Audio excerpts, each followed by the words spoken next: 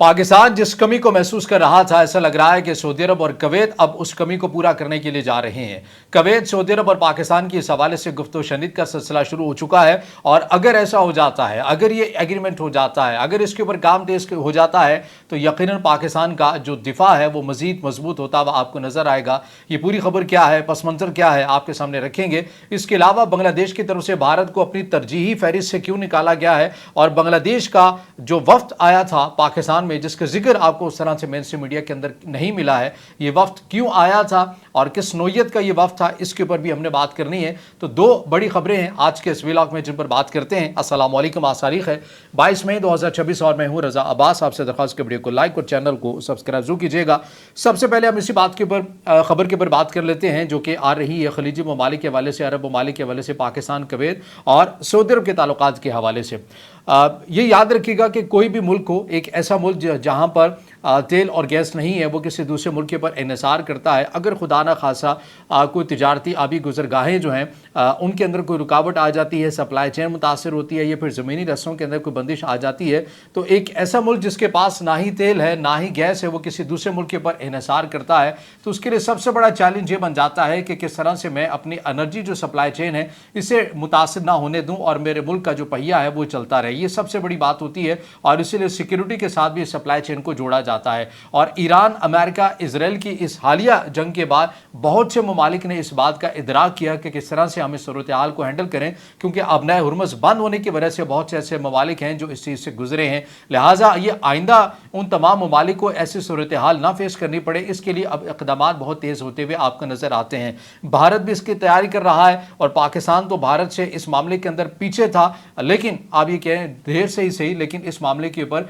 अब तेजी के साथ गुफ्तगू-शनीद का जो सिलसिला है वो पाकिस्तान शुरू करता हुआ नजर आ रहा है। माजरा क्या है, खबर क्या है? खबरें ये सामने आ रही हैं कि पाकिस्तान, सऊदी अरब और कुवैत और सऊदी अरब बिलखसूस पाकिस्तान को गवादर वाली साइड पर, बलूचिस्तान साइड पर एनर्जी सिटी या सेक्टर के अंदर एक ऐसे तेल की स्टोरेज बनाकर देना चाहते हैं जहां पर तकरीबन पाकिस्तान 17 मिलियन बैरल तेल पाकिस्तान की सरजमीन में ज़ख़ीरा हो।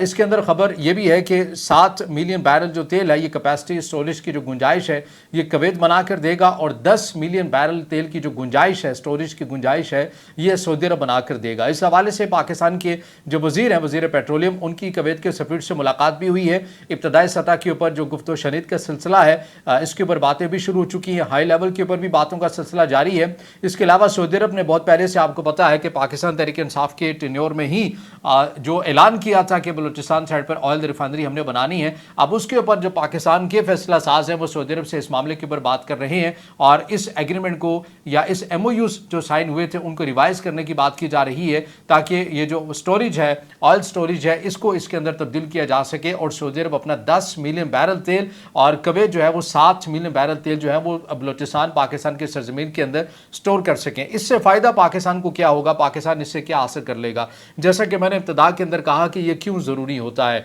देखिए, अभी जो एग्रीमेंट आएगा, एग्रीमेंट की नोयत क्या हो सकती है, 2 से 3 किस्म के हो सकते हैं, उनमें से कोई एक ही होगा, उसके ऊपर भी मैं बात करता हूँ। लेकिन पाकिस्तान को इसका क्या फ़ायदा होगा? अभी की जो मौजूदा सूरत हाल है, आप इस बात का अंदाज़ा लगाइए कि पाकिस्तान के पास, पाकिस्तान की हुकूमत के पास, पाकिस्तान की रियासत के पास अभी कोई ऑयल स्टोरेज नहीं है। तेल स्टोर करने की गुंजाइश रियासती सतह के ऊपर, हुकूमती सतह के ऊपर पाकिस्तान के पास नहीं है।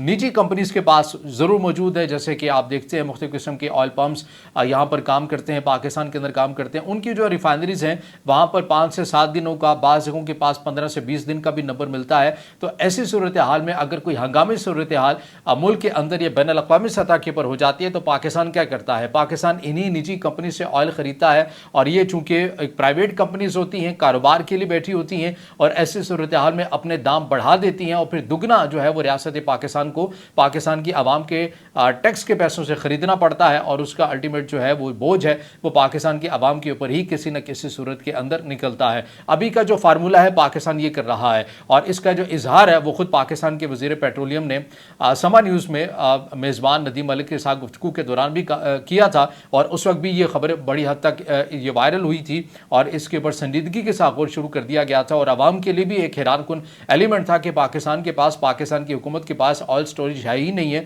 जबकि भारत के पास पड़ोस में जिससे आपको ज़्यादा ख़तरा रहता है, खुदा न खासा अगर कोई जंग मुसल्लत हो जाती है तो ऐसी सूरत हाल में तेल और गैस की तो ज़्यादा ज़रूरत पड़ती है। तो ऐसी सूरत हाल में हुकूमती सतह के ऊपर ऑयल स्टोरेज की गुंजाइश ही नहीं है। तो ये पाकिस्तान का एक खला है दिफा के हवाले से, इसको फौरी तौर के ऊपर फुलफिल होना चाहिए।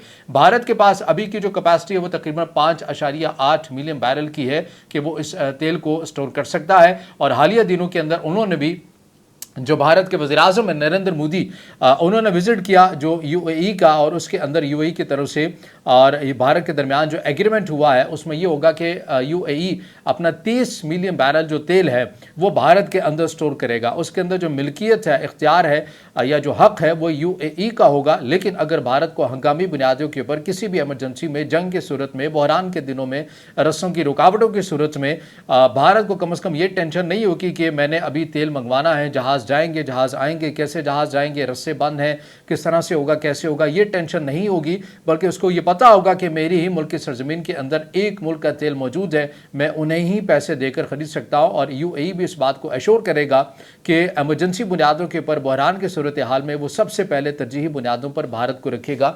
ये जो एग्रीमेंट यूएई और भारत का हुआ है वो इस बुनियाद के ऊपर हुआ है। अब पाकिस्तान और सऊदी अरब और कुवैत का अगर एग्रीमेंट हो सकता है तो वो किन बुनियादों पर हो सकता है? देखिए, पहली बात तो ये है, जैसे सऊदी अरब की एक अरामको जो कंपनी है वो पाकिस्तान के अंदर ज़मीन लेते हैं, उसके अंदर वो अपना तमाम इंफ्रास्ट्रक्चर वो खुद खड़ा करते हैं, कंपनी को ऑपरेशनल करते हैं, उनका खुद का ही अमला करता है। इस सारे मामले के अंदर सिर्फ पाकिस्तान ने जो है वो अपनी ज़मीन प्रोवाइड की होती है। जैसे आपने किसी भी मुल्क के अंदर जाकर ज़मीन लेकर आपने अपना इंडस्ट्रियल या इंडस्ट्री आपने वहाँ पर खड़ी होती है, ये इस हद तक रोल एक मुल्क का होता है। एक तो इस किस्म का एग्रीमेंट हो सकता है। दूसरा ये जिसके ज़्यादा चांस है मुमकिन तौर पर वो ये कि दोनों या तीनों ममालिक का मुश्तरका तौर के ऊपर होल्ड होता है, मतलब परसेंटेज को डिवाइड कर दिया जाता है। मिसाल के तौर पर 60% अगर सऊदी अरब इसमें शेयर लेता है तो 40% पाकिस्तान लेगा। पाकिस्तान अपनी ज़मीन भी देगा, पाकिस्तान ऑपरेशन मामलात के अंदर भी इंगेज करेगा, अपनी एफर्ट है वो भी शामिल करेगा, फिर प्लस सिक्योरिटी भी वो अपनी देगा, मेज़बान मुल्क भी होगा। तो इस तरह से शेयर जो है वो डिवाइड हो जाएंगे। इसमें दोनों सूरतों के अंदर दोनों ममालिक का बराबर का हिस्सा होगा मुनाफे के अंदर। और तीसरी जो नौयत ये हो सकती है जो हमने यूएई और भारत के मामले के अंदर देखा है कि हक मिल्कियत तो यूएई का है, लेकिन अगर भारत को इमरजेंसी के अंदर तेल की ज़रूरत पड़ती है तो वो यूएई भारत को देने के लिए तैयार हो जाएगा। ये भी एक कंडीशन हो सकती है। लेकिन जैसा कि मैंने कहा कि अभी ये जो मामला कुवैत और सऊदी अरब के साथ पाकिस्तान का चल रहा है ये इब्तदाई सतह के ऊपर है। अब देखना ये होगा कि पाकिस्तान इन दोनों ममालिक के साथ किस नौयत का एग्रीमेंट करता है और पाकिस्तान का क्या स्टेक इस सारी सूरत हाल के अंदर होगा। और ज़रूरी ये भी नहीं होता कि जिस मुल्क के अंदर ये स्टोर किया जा रहा है उसी मुल्क के लिए ये काम आए।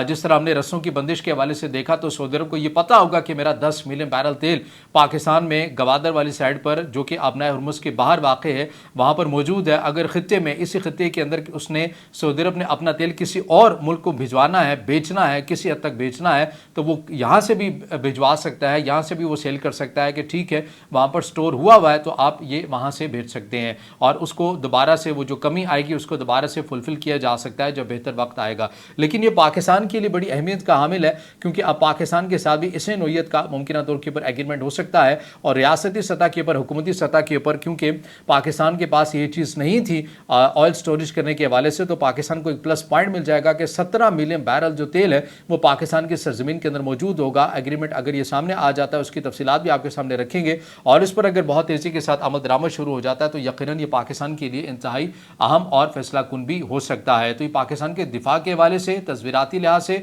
बहरान में और एमरजेंसी के लिए बड़ा एक अच्छा नौयत का ये एग्रीमेंट हो सकता है, जिसकी ऊपर बात की जा रही है कुवैत से सऊदी अरब और पाकिस्तान के दरमियान इस हवाले से गुफ्तगू शनीद का जो सिलसिला वो जारी है। बांग्लादेश की अगर सूरत हाल हम कंपेयर करते हैं इसी मामले के ऊपर, तो बांग्लादेश के पास भी कुछ ऐसा मामला नहीं है बड़े पैमाने के ऊपर कि वो अपने ऑयल को स्टोर कर सके। हाँ, वहाँ भी तकरीबन ऐसा ही लगता है, अगर मैं गलत नहीं हूँ तो निजी कंपनीज का मामला ही लगता है कि वहाँ पर तकरीबन 15 से 20 दिन जो निजी ऑयल कंपनीज हैं उनकी अपनी जो रिफाइनरीज हैं, ऑयल स्टोरेज है उनको जमा करने का या स्टोरेज करने की गुंजाइश उनके पास मौजूद है। और वहाँ भी बांग्लादेश की हुकूमत अगर बहरान या इमरजेंसी की सूरत हाल में उन्हें भी डील करना पड़े तो वो अपनी निजी ऑयल कंपनीज के साथ ही डील करते हैं। लेकिन इस खत्ते के अंदर ज़ाहिर है चीन का कंपैरिजन हम नहीं कर सकते, चीन के पास बड़े पैमाने के ऊपर स्टोरेज की अपनी जगह मौजूद है, लेकिन हम भारत, पाकिस्तान और बांग्लादेश का अगर मवाजना करें तो फिलहाल भारत के पास एक कैपेसिटी मौजूद है हुकूमती सतह के ऊपर, रियासती सतह के ऊपर, कि वो 5.8 मिलियन बैरल जो तेल है वो उसको स्टोर करता है। 2018 से अब वो ये स्टोर करता हुआ आ रहा है, लेकिन अब वो इस कैपेसिटी को बढ़ा रहे हैं। 30 मिलियन बैरल जो है वो यूएई अब देगा और पाकिस्तान 17 मिलियन बैरल तेल के ऊपर आ रहा है, और इसके लिए सऊदी अरब और कुवैत से गुफ्तगू का सिलसिला जो है वो जारी है। एक तो ये एक इंतहाई अहम खबर है जो हम आपके साथ शेयर कर रहे हैं।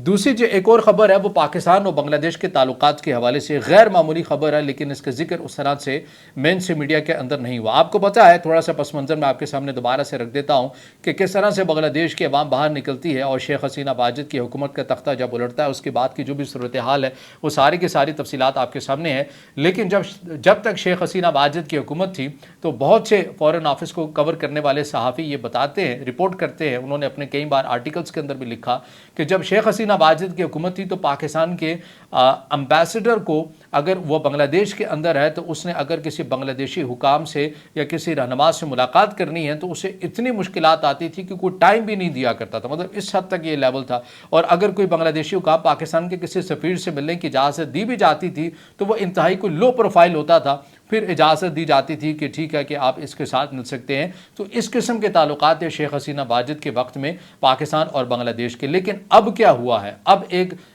गेम चेंजर और एक बहुत बड़ा ब्रेक थ्रू हुआ है, वो ये कि बांग्लादेश में जो नई सरकार बनी है इलेक्शन के बाद, उन्होंने ये किया है कि अब अपने सिफारती अमले को ट्रेन करने के लिए, जो इससे पहले वो भारत में भिजवाया करते थे अब वो पाकिस्तान में भिजवाया करेंगे। ये बांग्लादेश की हुकूमत की तरफ से कहा गया है। बांग्लादेश के जो वज़ीर-ए-आज़म है तारिक रहमान, उन्होंने अपना एक गैर मुल्की पहला दौरा भी करना है, लेकिन भारत की तरफ से भारत के वज़ीर-ए-आज़म नरेंद्र मोदी ने भी उनको दावत दी थी, लेकिन बहरहाल अभी तक वो उन्होंने उस दावत को एक्सेप्ट तो रस्मी तौर के ऊपर किया है, लेकिन अभी जाने का प्लान नहीं किया। चीन का अलबत्ता वो दौरा कर रहे हैं।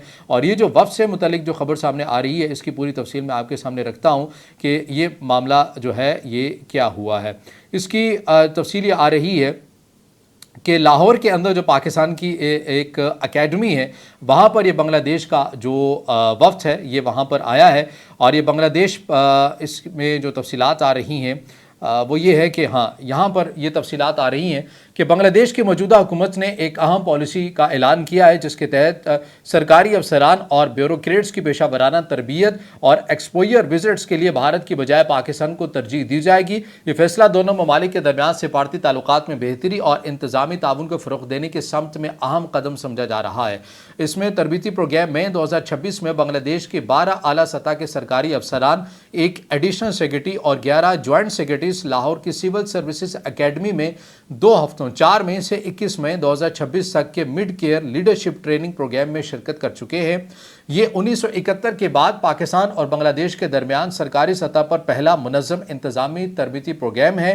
पाकिस्तान की हुकूमत ने इन अफसरान के तमाम अखराजात, सफ़र, रिहाइश, खाना और तरबीती फ़ीस खुद बर्दाश्त की है, जबकि बांग्लादेश की जानिब से कोई माली मावनत नहीं की गई है। तरबियत के दौरान अफसरान को public administration, governance, reforms, policy design, economic management और मवाजना जाती इंतज़ामी निज़ाम जैसे अहम मौज़ूआत पर लेक्चर्स और वर्कशॉप्स दी गई हैं।